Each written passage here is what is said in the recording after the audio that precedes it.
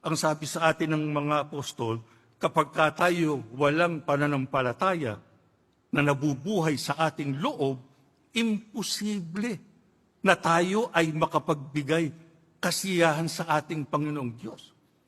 Yung bang pagbibigay kasiyahan sa Diyos, napakahalaga mga kapatid? Oo. Kasi, katulad nga ng lagi naming nababanggit, di ba? Kung ang isang magulang nasisiyahan sa kanyang anak, kahit na hindi pa humihiling yon, ano ginagawa na ng magulang? Binibigay na. Kasi nga, nagbibigay ng kaluguran sa kanya, nagbibigay ng kasiyahan sa kanya. Isipin ninyo, pagka sa Diyos natin, ginawa yun. Ang Panginoong Diyos natin ay binigyan natin ng kasiyahan.